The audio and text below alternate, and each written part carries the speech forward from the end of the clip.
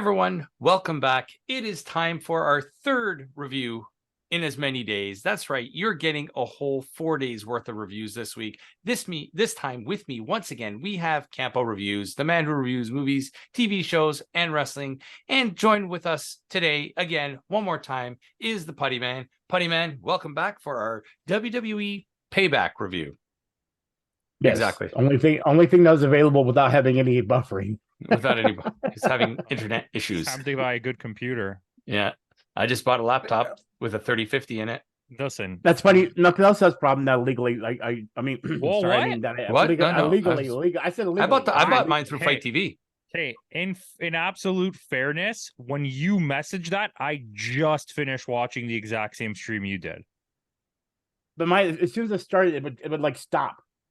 I don't know. I didn't have that problem. And it kept on doing. I bought mine on Fight TV, but I know I believe that it did it because it happens. That kind of stuff happens. Anyways, if you're looking for a sponsorship, Fight TV. Thank you. What were we talking about? By the way, you said my most least favorite word on earth, which is I just bought a laptop.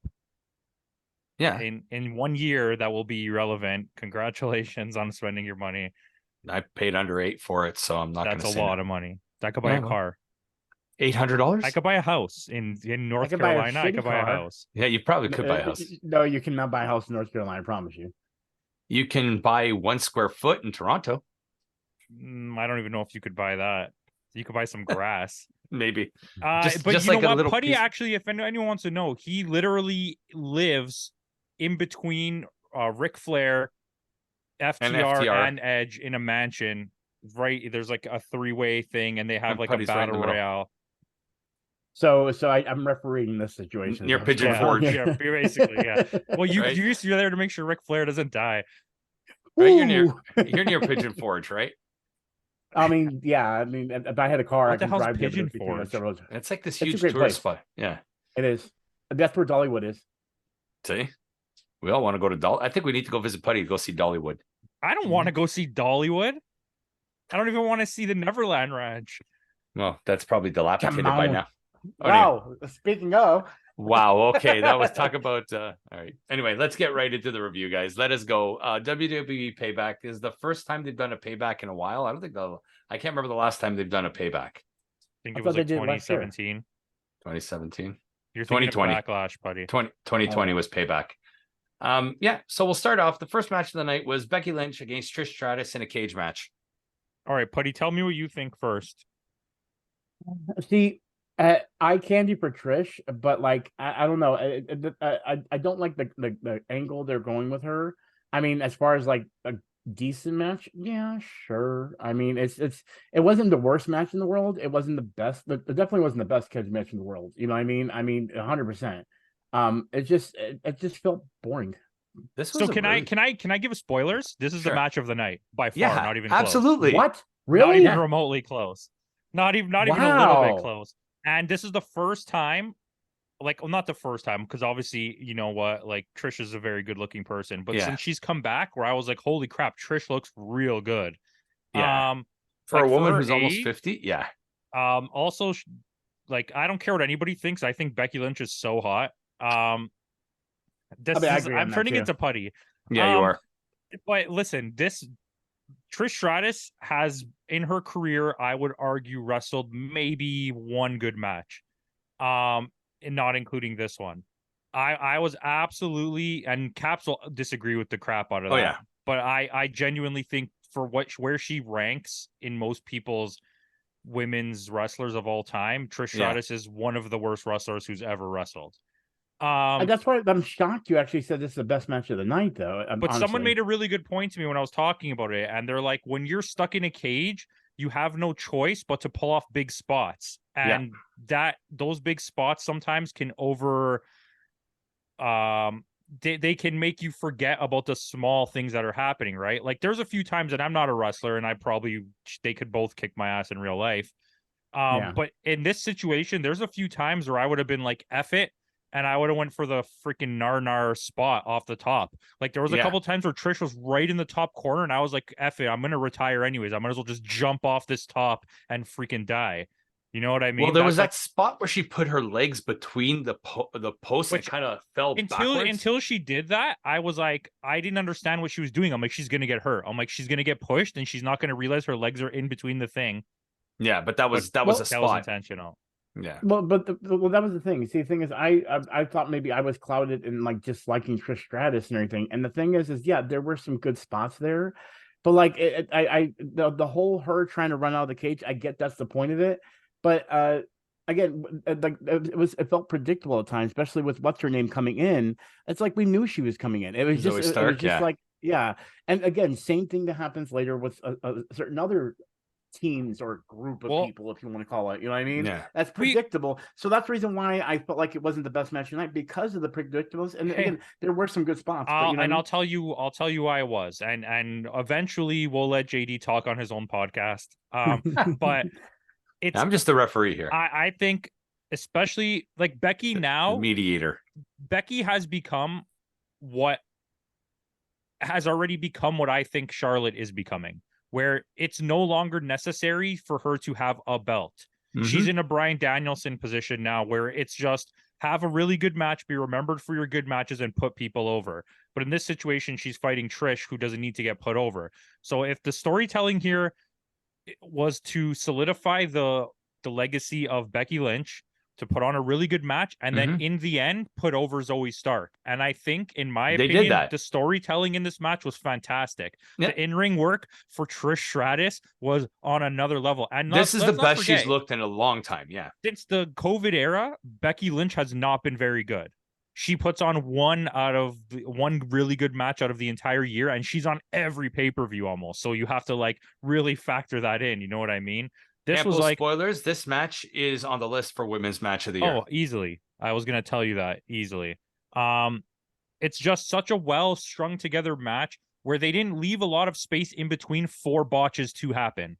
Right. But it was also forgive me for interrupting here, but like it is also that non-typical women's match in WWE. Run, stop, think about your spot, and do it. This was just flow. This went. It had the element of an AEW style match where they were really hitting each other hard. Like they were really hitting hard. You could see it on Trish's body after that they were going all out. Yeah, she had that knot on her head. I didn't know if that was from this match. Or, she had that big welt on her head, which I was like, oh. Well, if you see her picture on her Instagram, her whole arms are all bruised to shit too. But it's because they didn't hold back here. They wanted the sense of realism. This is something that WWE doesn't usually allow. That's why it really caught me off guard of the way this match was going. And it's going to happen again. The only thing that could have made this match a little bit better was a little bit of color.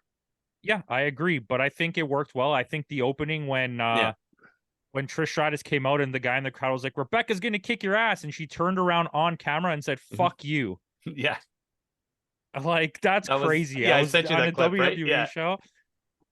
Like I saw it live happen. I was like, "What the hell?" She walked right up to his face and said, "Fuck you." Okay, they must have taken that out of the replay because I don't remember. Okay, I'll send you the clip.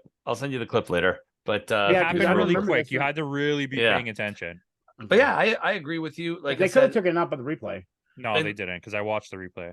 But it also the fact that actually, no, I didn't. You're right. Maybe they did. Sorry. No worries. What I was saying too was like, in terms of putting Zoe Stark over, this was a turn that eventually was going to come. Trish is like, "Why didn't you do more? Why didn't you do more?" Zoe takes off the Trish shirt and like decks her, and it's like, now this is a good position for Stark to be in, because now you're involved in a feud with Trish and Becky. You know what I mean? Like, and it's a good place. Zoe's one of the few people who, in caliber wise, is physically able to be in a match with Ria Ripley. I know she's probably not going to be fighting for that title, depending. We'll see what happens. Could be Mania. Yeah. We could do a Ripley Zoe Mania match. There's not many people who in the ring look like they can match up with Ria Ripley. Yeah. So going on to the next match, we have that huge thing with John Cena, and there's a reason why John Cena's back. Do you know the reason why John Cena's back? It's literally there's a strike going on and he's bored. Oh, I believe it. And that's why he's back. Technically, though, they should be also considered actors.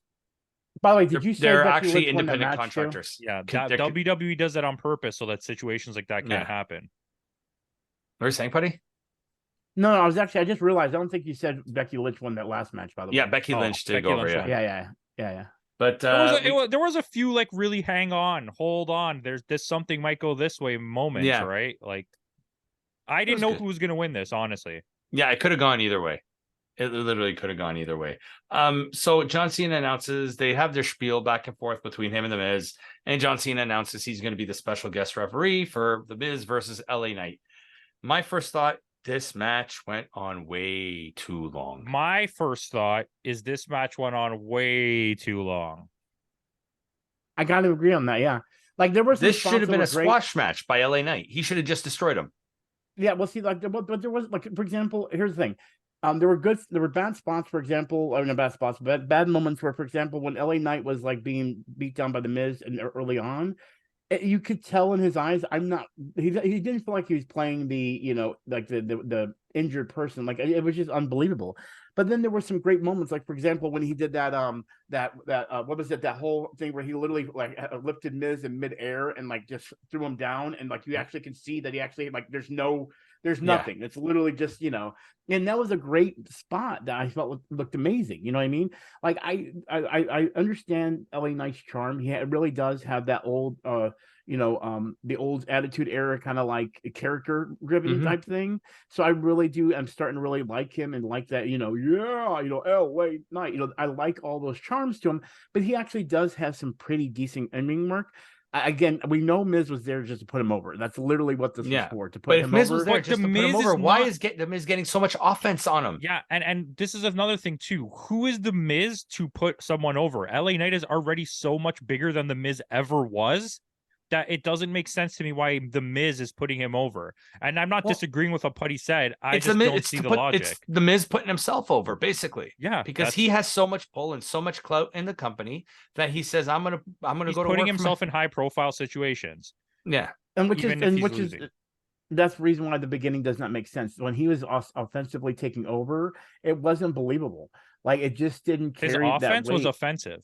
Yeah, it was. Exactly. It hurt my eyes. And then I was gonna say, and then with John Cena, the situation with him was he was pigeonholed in there. But I'm like, are they? At first, I thought, okay, maybe they're trying to start a rivalry between him and LA Knight. And I go, that might be actually a good storyline. You know what I mean?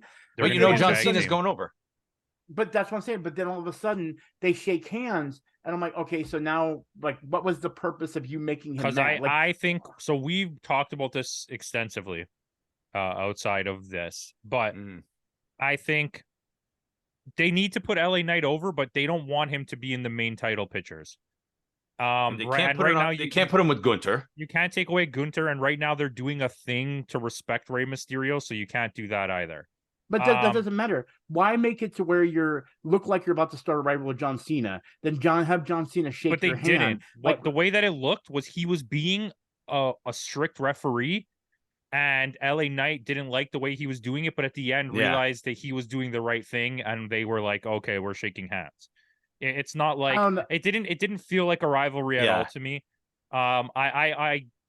I can see what you're saying, but to me, like watching it, like I said, it was John Cena being a really stiff, strict referee, how he kept throwing them off each other, and he just didn't like that. But he won the match, and he was like, he realized that no nonsense is what got me this win. No, I get it, but that's my whole point, though. LA Knight acting that way, it's like, what were they trying to show? He's a little edgy, like, but there's no point where he could just be like, okay, cool, he's fun. Let's just keep the match going. See, this is WWE logic. This is the thing you're missing here. WWE likes to pretend everybody's tough, and we have to make them look tough because they're not giant, muscular wrestlers that beat the crap out of each other. Already. And that's right, and that's WWE also thinks that we're morons and we don't realize exactly. That's very true. Exactly. But this is what I see happening. You want my quick spiel? They can't put him in any of those title pictures, so they're going to put them as a tag team, and they're going to go for the tag titles. LA Knight and John Cena. I see that, especially what happens later in the night. Oh, that makes sense now. Yeah, and they those two talking on the mic would be so great together. Like I could see the chemistry of them working together. You do a turn. You think it's going to be? You think it's going to be a like a Cole MJF type of tag team? That's funny you say that. Yeah, it's going to be that. It's going to be that with a turn. Right, because it's going to be a quick turn. They're going to win the titles quickly because the WWE titles don't don't mean anything. Yeah. So LA Knight goes over. our nenext match is Rey Mysterio defending against the U.S. title against Austin Theory. They were playing it out like Rey Mysterio stepped in to take the spot of Santos Escobar. It shouldn't have been him, and it's like they did the whole video package where it's like, oh, you know, your co-holders kind of thing. And is it partially... Well, I was at SmackDown when they did all that. Yeah, on the Grayson Waller effect. Yes. But it's like, this is my thing, okay? And this goes back to the last match as well, where the last match was, if you break it down bit by bit, it was fine. Yeah. But it was just way too long. And this match has that same factor. I don't know if I would necessarily say this match was way too long. No, but it had this safety net about it where it's like it was so smooth that it just got boring. I was just bored. It felt like they were trying to protect Rey from getting hurt. Yeah. Right? Like, because it's like they know they need him to do something soon, and they got to make sure he doesn't get hurt getting there. Exactly. Well, what if, and you can see it too, the whole setup was basically let him just be injured, like keep him down until that end when he like he does the cheap roll-up win, yeah, and then all of a sudden does all these like fantastical moves that Rey Mysterio usually does.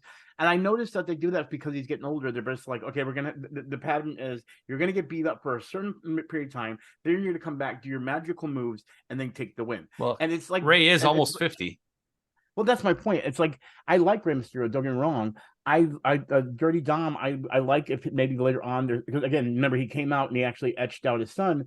I like that whole storyline, but there's really no storyline there right now. It's just the LWO with Rey Mysterio and that whole situation. So it's like I get he's really big and I love him. They're in an awkward transitional phase of storylines where they don't know where to go now. This will also lead to, I think, the rest of the LWO turning on Rey. But see, that's my thing. I actually don't have any. I'm not that big into the LWO. Like I all the players in there just seem so. What's the word I'm looking for? They don't. There's nothing eye catching. You know what I mean? There's one of them's not even. There's no name recognition. One of them's not even Latin. Yeah. One of them's not even a Latino. I mean, yeah, and but he's Filipino. We're happy. I'm happy that they exist again. Yeah.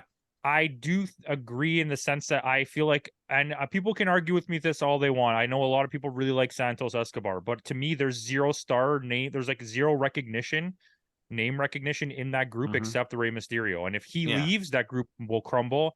And I don't think they can do a turn storyline with Rey. Well, see, here's the thing. With this guy, the only way I feel like he could be is if it was just like the Jey Uso story. Because here's my thing. I like with Jimmy and Jay, which we'll get to later. I liked them too, but I felt like the whole storyline with the bloodline was the only way Jay was put over. Because Jay, I could not see having that star power. Jay's already over.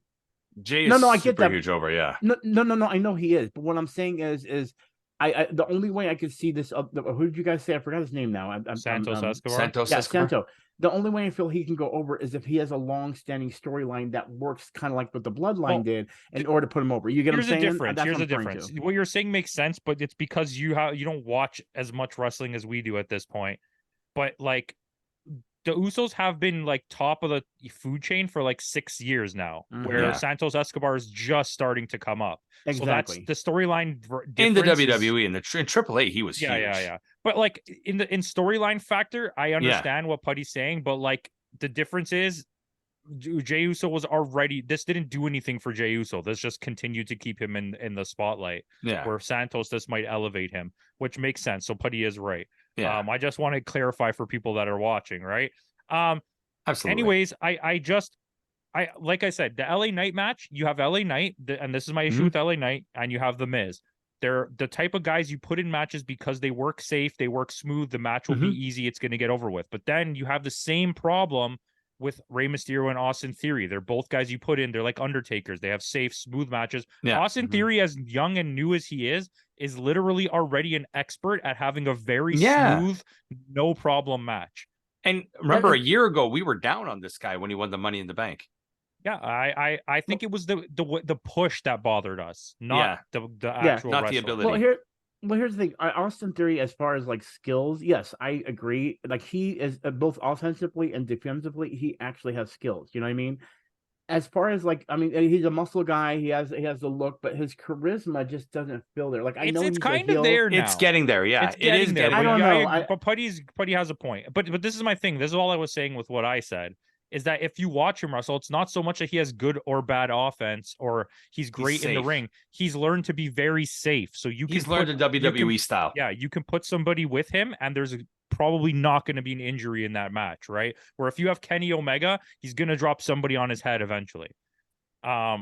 And it's not because he's not safe. It's because they wrestle a very aggressive, different style, right? Where WWE has this very streamlined, but that makes if the matches Omega go a little bit that too we'll long, review tomorrow. Yeah. But in WWE, the issue is if the matches go even a little bit too long, they get so boring because it's just so there's nothing. I think that's what that Miz match suffered from. And both of these matches kind of suffered from that. Like if I gave these matches a score, they're both like 5s out of 10 because they're fine. You're not going to be upset, but it's not a good match either. Yeah, agreed.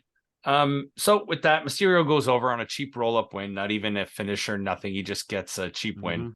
So we'll go into our next match of the night. It's Owens and Zane defending against the Judgment Day. I'm wearing a little Finn Balor tonight, so they should spoil. Yeah, Forbidden Door. We were there. I actually enjoyed this match. I like this match too. This was a really good match. This was a really good match. There were and the timing is right. It's once again just like we talked about in the first match. It was it felt like a dumb WWE match. They magically had hockey equipment on the other side of the thing, but it got to a point where I was like, I can't believe WWE's letting them do these things because they didn't wrestle like an Extreme Rules match. They wrestled like this was a Ring of Honor match. Owens bladed. Yeah. Oh, he bladed, and then that let's put it this way. I was watching carefully. I don't know why I had my attention, but there was an older lady or lady around my age to say she was actually in the audience when Kevin Owens went to do that jump off the thing in the audience. Oh, when he jumped over the entranceway. That was awesome. That was new psycho. Jax. Yeah.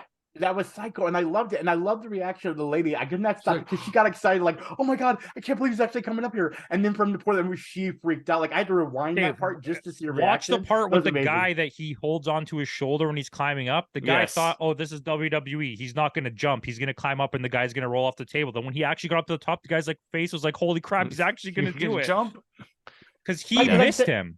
He missed him and landed ass first on the floor. On the floor, yeah. His head only caught. It's like the upper back, like hit him and pushed him through the table. That's the one thing though, and we already know I hate this, but it's like it's WWE tables snap, like they just perfect. They don't break. They just literally like fall in half. They might be already pre-perforated. Yeah, because you can see it when Sami Finn Zayn, Balor. Finn Balor went through the table. Yeah, yeah, exactly. The table broke before Sami Zayn even hit him. Yeah, but it's fine. I just it's like a plastic composite, and it just like snaps in the middle. It's not even like a wood table. But those Japanese tables that don't break. I get the campiness tables. But I get the campiness stuff. Maybe that makes sense. Of course, the hockey things again, that was just pandering to the audience. No, but that's fine. Yeah. I like that. But I like that kind of stuff too. This is what I expect when I watch WWE Extreme Rules. It's like that's what happens. But then the move through the chair. When he I don't know if it was a power bomb. What he did a reverse suplex through the chair, and he like snapped the chair. Yeah, and then what's his name on the announcer table? Oh my god, he must have felt that because like it didn't even break, right? If they thought it was going to break and it didn't break. That was the first one. No, that was the first one. That's when not Sami Zayn, but it was one of the Judgment Day that went to. It was JD McDonough went. No, there were two times. No, but JD McDonough when it didn't break, he just like bounced off it. But the way if you watch it, it looked like he bent, and I'm like, dude, there's no faking that. He felt that shit. He felt that. That was Zane. That was Zane that got hit through the table. Yeah. But Zane was the one that hit through the table. I'm referring to the other guy, and I don't know his name. All right, other guy, Damian Priest. Cool. Yeah, no, not Damian Priest. The one that came in to help out the Judgment Day. I don't know his name. Yeah, JD McDonough. That's who we're talking about. Oh, okay. Yeah, the guy with the beard and the man bun. Yeah, because you said Zane, and Zane was the part where you like when he fell on it, you looked like that it was supposed to collapse, and there was no give. So then with him, they tried it again, but instead of it actually collapsing, it looked like he was the one that collapsed because he basically like bent over. Yeah, because those announce desks are meant to like the slightest breeze will knock those things over. The only thing I didn't like was the Ripley spot. How the fuck did you know that? The barricade. That we always hate that barricade because spot. it doesn't look like it has any impact at all. And if you saw the way they did it, Rhea Ripley ran full speed and then stopped, and then Kevin Owens like jumped backwards through the thing, and it was like I knew you were going to say that. I actually did not notice that. I didn't go back and look at it. both knees right to the chest, and I was like, oh my god, her match is next, and it's not going to happen. And she's going to be dead. I think maybe that's why there was a long segment between the two matches. Maybe because she landed right on top of his knees. You could see she was like, oh my god. Yeah. But I mean, and like I said, timing was right. They took the belts off of Owens and Zayn. Judgment Day, they're building a strong faction there with all the belts now. Yes, but now we're just making the bloodline again. Okay, that's exactly what I was going to say. Here's my thing. But I think it's going to be different because I think they're going to go the same way. No, they're going to lose the belt soon. Yeah, they're going to lose the belts, but they're going to tell the same story with the wrestlers that they just told with the bloodline. Well, here's the thing. I actually did not expect this to happen. I actually did not expect them to win because of the whole bloodline situation. So as soon as it happened, I was like, crap, they're making another bloodline. Like that's what was in my head. Look at how it is, right? This is how I see it. We thought differently before. What's going to happen is Damian Priest is going to turn on them first, like Sami Zayn did. And then I feel like it's Ria Ripley and Dom are going to turn on them next. And JD McDonough is going to be the solo Sikoa that stays with with Finn Balor. With Finn Balor. Okay. I could see that. Because they need to eventually make Ria a face.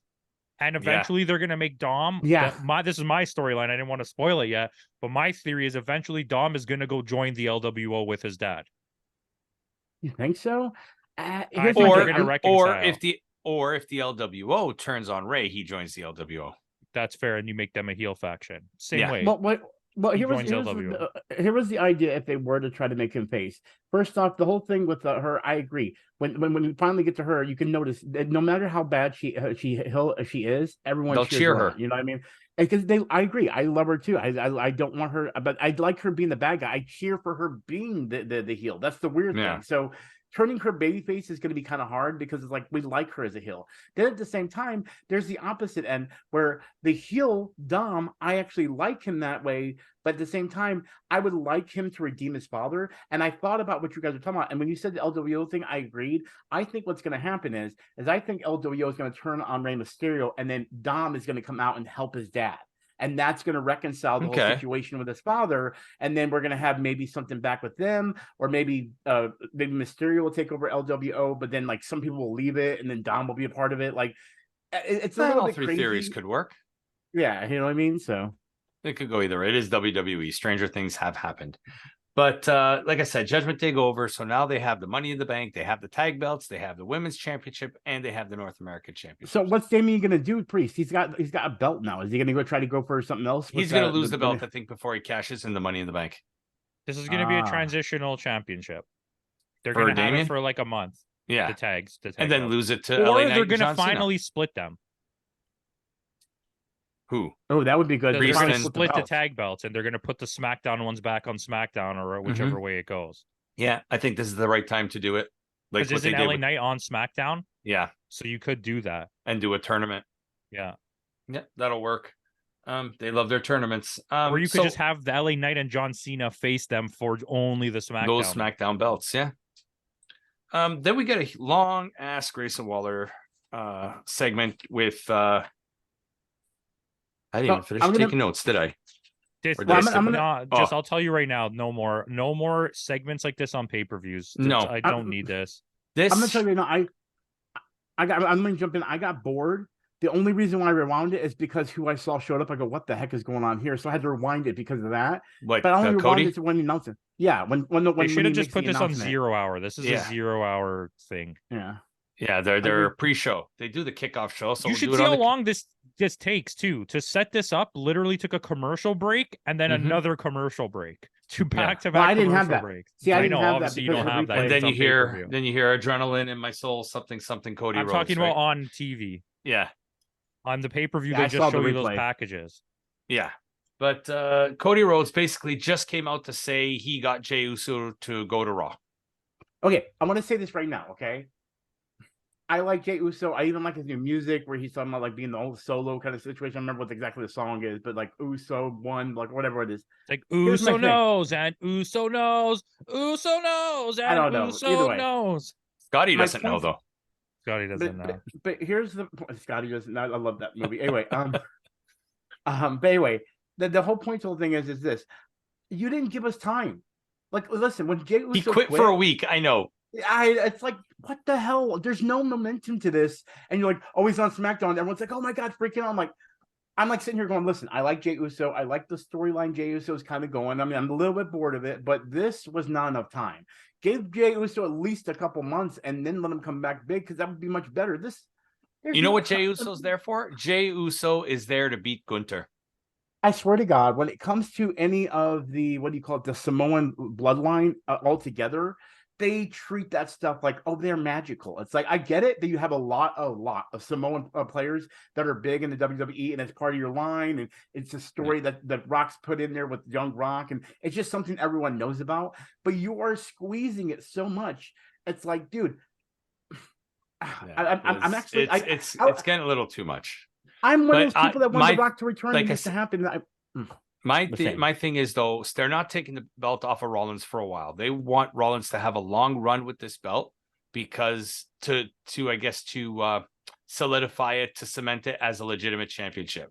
And because when he does lose this belt, spoilers, he doesn't lose this belt. When he does lose this belt, he's going to be gone for a long time.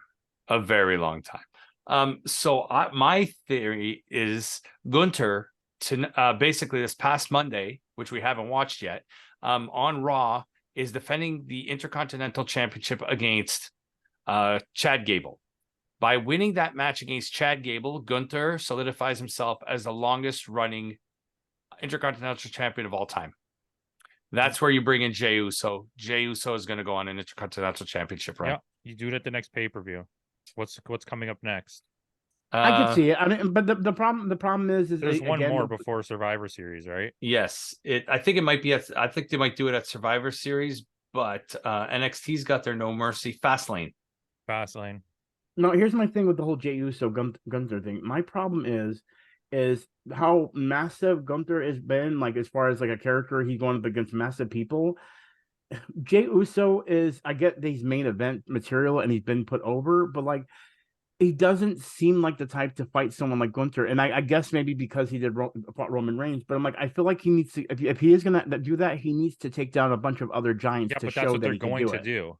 Okay, yeah. But I mean, as long as they do it right. I mean, he's gonna go through the roster of people who aren't their main people. He's gonna go through all the mid-tier people, and he's gonna go through the entire what are they called? His Gunther's faction there. Yeah, the freaking Imperium. Yeah, he's gonna beat Ilya Dragunov in a match that's gonna put Ilya Dragunov over, and then he's gonna fight Gunther and win, and then Gunther's gonna go win the title. Gunther's going to lose the title to Jey Uso. I mean, he's going to go win the other title. Which one? The title. Gunther's going to beat Seth Rollins eventually. Oh, I think that's going to happen at Mania. Gunther's going to win the Rumble and challenge Rollins and win the belt. Listen, we can shoot poops all day here. There's a lot of wrestlers here that we can point at and say he was the greatest of all. He was one of the greatest. None of those are Roman Reigns. But the best wrestler they have right now is Gunther, and it's non-negotiable. And the most over wrestler they have is LA Knight. So they need to choose what they're going to do with these two guys, because nobody cares about the Bloodline storyline anymore. Sami Zayn and Kevin Owens are not as over as they used to be. His song is still really over. Yeah. So I don't know what you do. I would see. Here's my thing. You even saying that just made me think about how Gunther and LA Knight would be as far as competitors. And honestly, I think they'll be entertaining. I could see Gunther just trying to say something, and then LA Knight making fun of him, and that whole retort of, like, bouncing off each other, to where there could be a rivalry back and forth, where they could, even if they wanted to give LA Knight a chance at the title, Gunther having it would be a great way to introduce that and then put him in that limelight. I mean, I'm looking down the road, because here's my thing. The Bloodline situation needs to die. We already know LA Knight is like totally one of the biggest ones out there right now. Like, everyone freaking cheers for LA Knight. As soon as his music come on, they freak out like crazy, just like they do with like Seth Rollins or any of those. So why not put him over? And then Gunther is a good heel. He is such a badass bad guy. So why not put the coolest guy? You're over. When Takahashi is screaming for like 10 minutes straight. Okay. Exactly. If you made it over to Japan, then you did it. So with the next segment, after the segment's over, we get our women's championship match, which is Rhea Ripley defending the belt against Raquel Rodriguez. Again, way too long. I agree, way too long. Way too long. See, I agree, way too long. Way too long. I knew nothing about Raquel. Way too long. Hold on. I'm going to say this right now. Yeah. This match was boring. I didn't know Raquel existed, and so I like that she's a powerhouse that could go up against Rhea Ripley. But this situation had actually, I felt, hurt Rhea Ripley. And the reason I say that is because she has such a powerhouse, and then for her to come on the China outfit, which is one of like the biggest female wrestlers that's ever been put on there, you believe she's going to go in there and be that character just because she wants to show something. So then we got the opposite. We got her looking way more defenseless than Raquel, and then there was constantly pushing back at each other. And I'm like, dude, stop! This is taking too long. Here's your issue. Here's the issue, and I'll tell you what it is right now. Instead of doing a like Rock versus Stone Cold situation where it's just them absolutely feeding it to each other for the whole match, and it looks like neither one of these guys could possibly ever lose this match, they did a Kane and Undertaker thing where they tried to make Kane look so much stronger than Undertaker, and then Undertaker wins at the last minute. But in those specific storylines, it doesn't work because it doesn't make me feel like Rhea Ripley's strong. It just made me feel like she accidentally won this match now. And what do we do with Raquel now? Because Raquel is way stronger than Rhea. Yeah. Like, see, that's exactly Rhea even what lost the nose ring, I think. Right? Yeah. Well, I like the bleeding thing. I'll admit, when she was bleeding and everything, I thought that was pretty cool. She played it off and everything. But that's my whole point, though, is when you start off a match and you make this powerhouse, like make this one character that I barely even know myself, I'm sure you guys know more of, Raquel, as this powerhouse, I can kick your ass. No one else can. She is a powerhouse. The problem is they just can't stay healthy. She also can't stay healthy. Yeah, Raquel gets injured every 5 months. But that's my point, though. They did a bad job of making Rhea Ripley look tough in this, because even though she won the end, it didn't make me feel Rhea Ripley was tough. I felt like Raquel was really tough, and Rhea Ripley accidentally won this match. And that's what's making me mad about it, because I feel like this match tarnished Rhea Ripley's identity as far as the character. I mean, I wouldn't say that, but I would say now it's an awkward situation where what do you do with Raquel? Because you can't tell me that Rhea Ripley's beating Raquel another time, but you can't not fight Raquel again. Yeah, and Zoe's not ready for it yet. No, she needs to be built up a little bit more. So who are you going to feed to Raquel next? I think they're going to put the Raquel on ice for a little bit and focus on Sky for the next few title matches. Because if you notice, if they defend one belt, they won't defend the other. Which is good. Yeah. They probably need some time off. Yeah, right? Rhea Ripley has been so active. And this was another thing we talked about. She's been so active on NXT for some reason. And it's put them into a situation where they've made Lyra Valkyria look so good now, which fine. She's actually really good. We both like her. But they've made her look so good now that it also took away from Rhea Ripley, because how is this tiny wrestler kept getting better and better every match against you, and literally to the point where now it looks like you could lose to her, but you can't let an NXT wrestler win your world title. And yet you won't let Lyra Valkyria beat Tiffany Stratton. That's what I'm saying, right? And I have a theory. I'm just going to throw this out there. Sure. Tiffany Stratton got hurt in the match with the ladder match when Indy Hartwell won, where she jumped off the ladder and nobody caught her.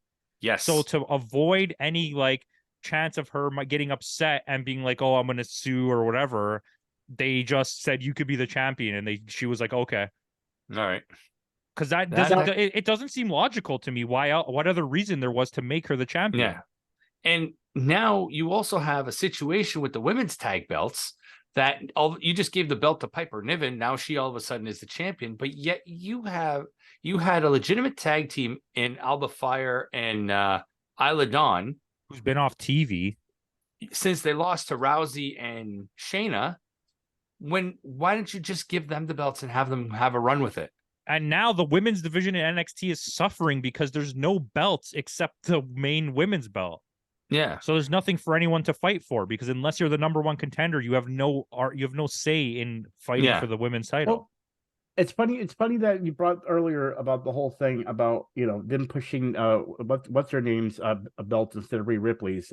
What's her name at the Sky? Io Sky. Because it's funny. I'm sitting here thinking about it now as you guys were talking, And I really do feel what's going to happen here is they're going to keep the Judgment Day at a powerhouse, but there's never going to, for a while now, we're not going to get any kind of defense titles or anything like that. They're just going to hold it and do like events at like Raw and SmackDown, that kind of situation. Like they'll just be, well, where are they at? SmackDown? I can't remember what they're at. They're Raw, but they're going to have like They're Raw. multi-person matches, like, mixed tag matches or her Well, at yeah, ringside. Well, yeah, but that's my point. I think that's what's going to happen. And there's just going to be a high profile there. And then when it comes to pay-per-view, I think that you guys are right that they're going to focus on the other women's title at those main They're events. already starting to build Shotzi to go up against Io. Yeah. Well, the reason I say that is because I think they're going to let I know Campo laughed at that one, but it's true. Well, that's what I think. I think they're going to let this simmer, let them hold it for a while, have a small run like the Bloodline, and then I agree. I think they're going to. I think they're going to lose the tag team titles. Mhm. One's going to blame the other one, and then what's going to happen? And this is what I feel like is going to happen. I feel like Damian Priest is going to go over, like try to go after the tag, like let's say Seth Rollins belt, and Finn Balor is going to fuck that up for him when he cashes in the Money in the Bank. Yeah, and that means that they've lost. They've already been telling that storyline. Yeah, what you're saying is they've yeah. already been doing that. That's the storyline I think they are going with. But again, let's talk about this actual match because it wasn't very good. No, it wasn't. It was. This was the worst match of the night. Yeah, and it was almost 20 minutes. But Ria Retains. Go ahead, Putty. I was shocked because the thing is I was excited just based on one little thing, which is of course her showing a little love to China, but then like this whole match disappointed me more than anything else. And then the whole situation with Dom, like I knew someone was going to come out, and I knew Dom. I had a feeling Dom was going to come out, but like this again, even though everyone was cheering her and we're talking about her becoming babyface, I still don't think that's going to happen. But I also think that this really, like, I don't know what was thinking, like, because now no one went over on this. Nobody looked good on this. Yeah. And it's such a disappointing thing because she's such a top-notch female wrestler that this was a mistake. Yeah. And I don't know. I want to know who set this one up because this was a train wreck. Probably, I hate saying that about Rhea Ripley's match too. Probably what's his name there? The other Mr. Billy Gunn's old tag team partner there. Road Dogg Jesse James. Yeah. He's the guy who books the women's matches. Anyways. Moving on.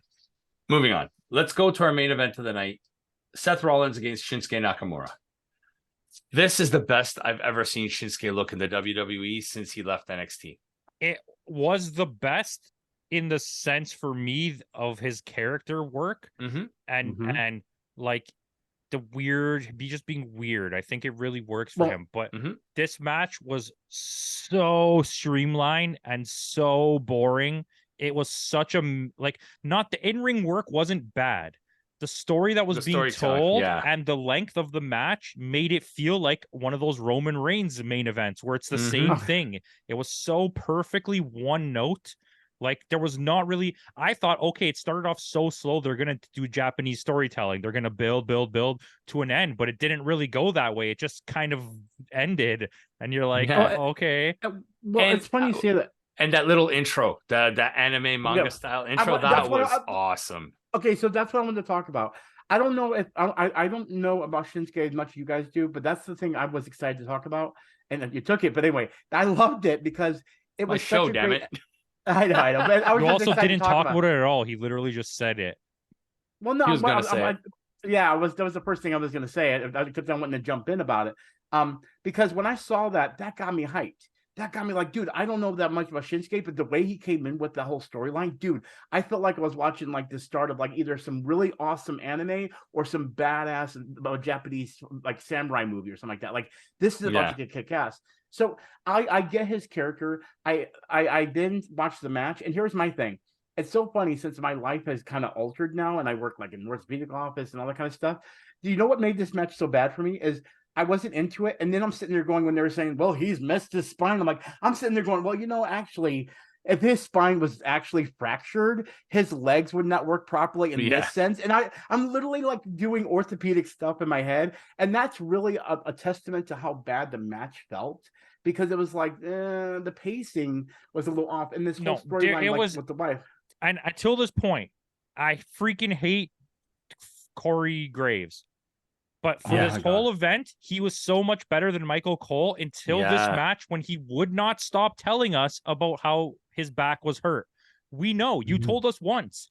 We can see what he's doing. Stop telling me that his back is hurt. It got even worse because Seth Rollins like, you're my wife and I know my back. Like, dude, why do you got to reiterate? But that's okay. I can live with that. I don't need to be told while I'm watching a match 20 times. That is Vince in Corey Graves' ear. Make sure you let them know how many times his back is hurt. Let them know his back is hurt. Yeah.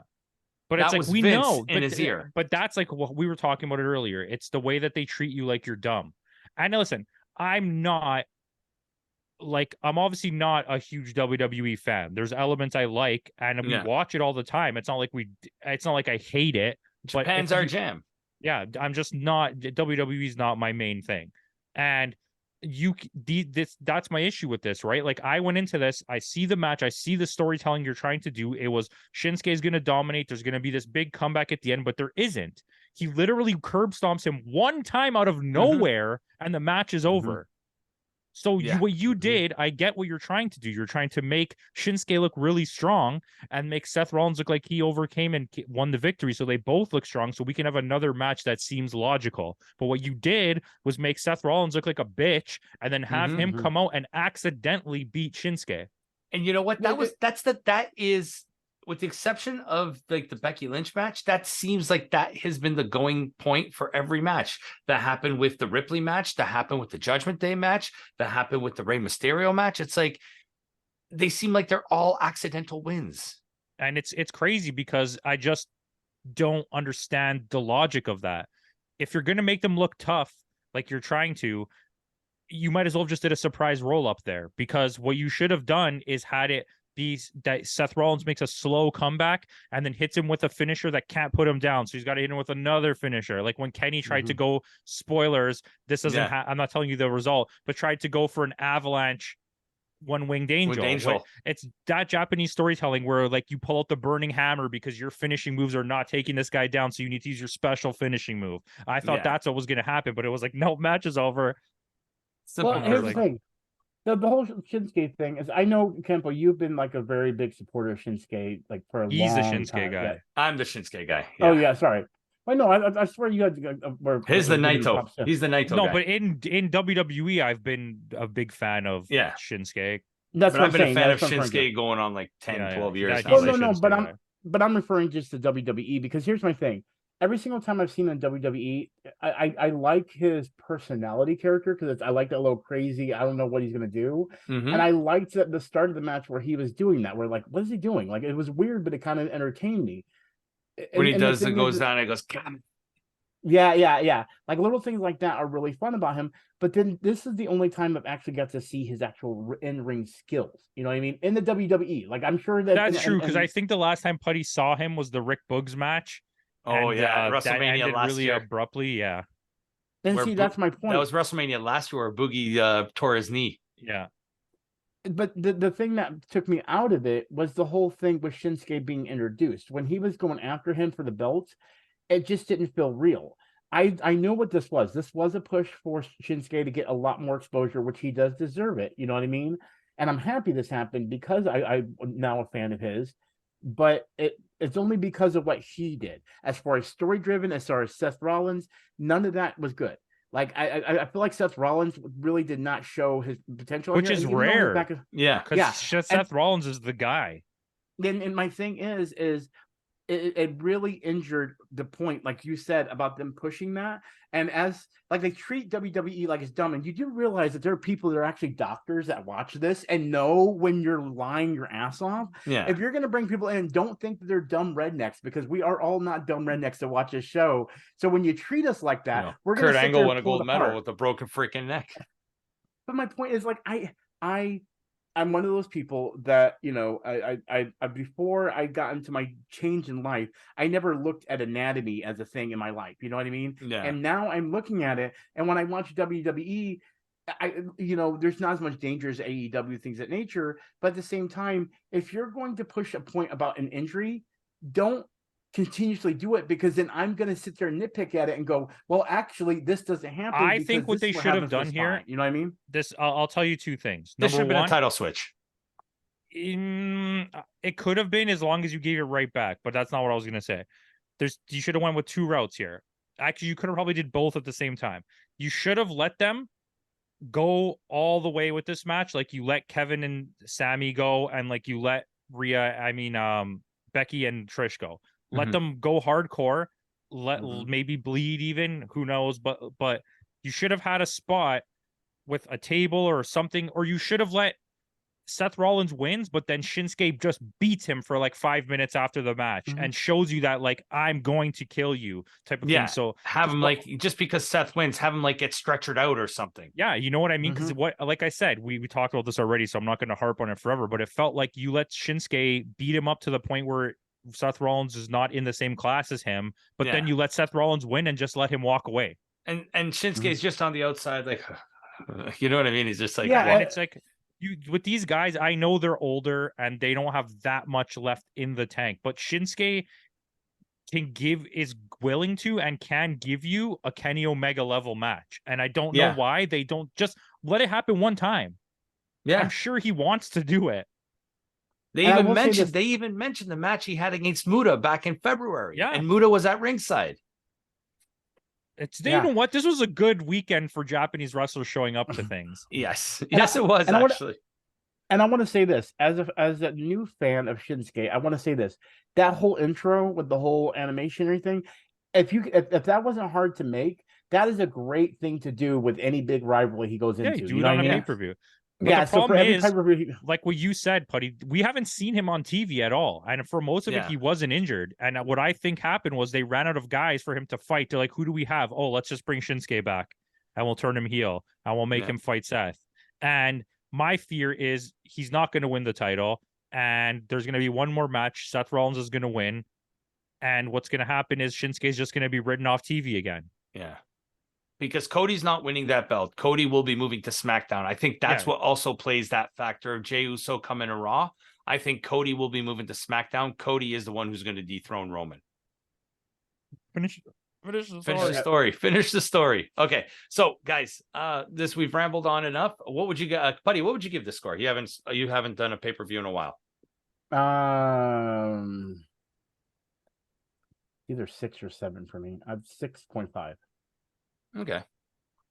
I think it was an extremely safe pay-per-view. I think you had 2 actually excellent matches that will rival or maybe even be better than anything that comes for AEW tomorrow night. But the rest of the pay-per-view was so boring. And if I was paying for this, I would have been really upset. But it's also just too high of a production value to go that low. So like 6, 7. Yeah, we'll give you a 6-7. I went slightly higher. I gave it a 6-9. Yeah, it's like because this is one of the lowest ratings we've given a WWE pay-per-view. Yeah, but I mean, it was fun. It was safe, but it was missing that something. You know what I mean? It's not an unwatchable. Like a 6, people need to understand this. A 6 is still a good score. It's a absolutely watchable pay-per-view. But would I drop if I was paying for this my $50 on it? Probably not. That's why you get a VPN and pay US pricing. And but you know what I'm saying? I think everything has to. You don't even pay to watch WWE pay-per-views. No, but I think all pay-per-views need to be factored in for that. That's a factor. Is like, would I pay for this pay-per-view? No, I would not. No, I wouldn't. But I would recommend you watch those 2 matches for sure. Yeah, even the Rollins match to a point. The Rollins match is fine. It's just. I don't like the story that it tried to tell necessarily. It was good character work. Yeah. And let's hope they do something with Shinsuke because they're running out of people to feed Seth. So with that out of the way, guys, thanks again for joining us. Make sure you tune in tomorrow night. Tomorrow, we are bookending our week of wrestling reviews. We started the week with All In. We are ending the week with All Out. So make sure you tune in tomorrow for that. And with that out of the way, guys, thanks again for joining us. We'll see you next time. And in the words of Kenny Omega, goodbye and good night.